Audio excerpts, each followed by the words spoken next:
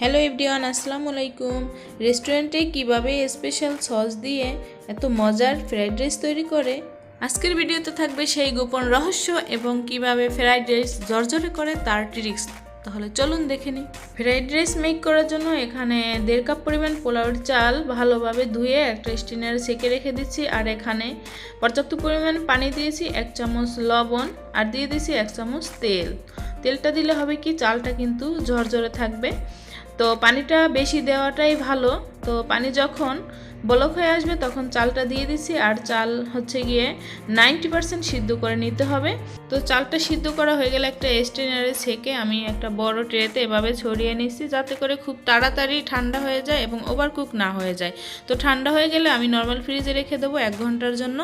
এদিকে আমি ফ্রাইড রাইসের জন্য চিকেনটা প্রসেস করে নিচ্ছি। এখানে 1 কাপ পরিমাণে চিকেন নিয়েছি আর তাতে 1/2 চামচ গোলমরিচের গুঁড়া আর 1 চামচ কর্নফ্লাওয়ার দিয়ে ভালোভাবে মিক্স করে এক সাইডে রেখে দিচ্ছি।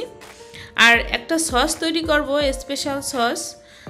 এখানে 2 টেবিল চামচ সয়া সস, 1 চামচ ওয়েস্টার সস, 1 টেবিল চামচ টমেটো সস আর দিতে হবে ফিশ সস। এই ফিশ সস কিন্তু স্পেশাল ফ্রাইড রাইসের জন্য।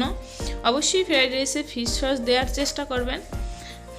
এবারে ভালোভাবে মিক্স করে নিতে হবে। ওয়েস্টার সস একটু হার্ড থাকে, ঘন থাকে বেশি, মিক্স করে নিতে হবে। আর এখন হোয়াইট ভিনেগার দিয়ে রেখে দিচ্ছি এক সাইডে। তো এবার ভেজিটেবলসগুলো রেডি করে নিচ্ছি। এখানে একটা ক্যাপসিকাম নিয়েছি, তার অর্ধেক পরিমাণে নিয়ে এভাবে ছোট ছোট লম্বা লম্বা করে কেটে নিতে হবে। আর সাথে নিয়েছি গাজর, মটরশুঁটি আর আগে থেকে রেডি করে রাখা সস আর কাঁচামরিচ। এবারে ফ্রাইড রাইস মেক করতে চলে যাই। একটা কড়াইতে 1/3 কাপ পরিমাণে সয়াবিন তেল দিয়ে দিলাম আর সাথে দিয়ে দিচ্ছি 1 টেবিল চামচ রসুন কুচি। একটু হালকা ব্রাউন হয়ে আসলেই চিকেনগুলো ম্যারিনেট করে রাখা দিয়ে দিতে হবে। এই চিকেনগুলো 5-6 মিনিটের মতো ভেজে নিলেই হয়ে যাবে। আর এই ফ্রাইড রাইস মেক করার আগে সব কিছু কিন্তু রেডি করে নিতে হবে, কারণ এটা হাই হিটেই রান্না করতে হবে, বেশি সময় লাগবে না। এজন্য সব কিছু আগে থেকে রেডি করে রাখতে হবে। তো এখানে শক্ত সবজিগুলো দিয়ে দিলাম, গাজর আর হচ্ছে গিয়ে মটরশুঁটি দিয়ে ভালোভাবে এখন আমি ভেজে নিচ্ছি। 5-6 মিনিটের মতো ভেজে নেওয়ার পরে এখানে এখন ক্যাপসিকাম দিয়ে দিচ্ছি। ক্যাপসিকামটা আবারও 2-3 মিনিটের মতো ভেজে নিচ্ছি।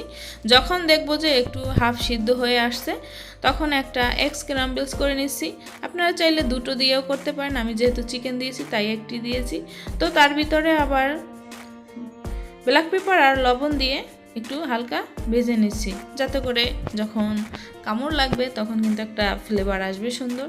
তো আপনারা চাইলে আলাদাভাবেই এগ স্ক্রাম্বলস করে নিতে পারেন, আমি সবজির সাথেই করে নিয়েছি এক সাইড করে, তাতে করে ডিমের ফ্লেভারটা ভালো আসে। সবজির সাথে ডিমটা ভালোভাবে মিক্স করে নিয়েই দিতে হবে সেই রাইস।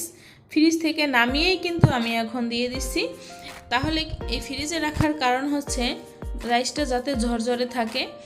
তো এবারে সবজির সাথে ভালোভাবে মিক্স করে নিয়েছি আর উপর থেকে কিছু কাঁচামরিচ কেটে দিয়েছি আর দিয়ে দিচ্ছি সেই স্পেশাল সস।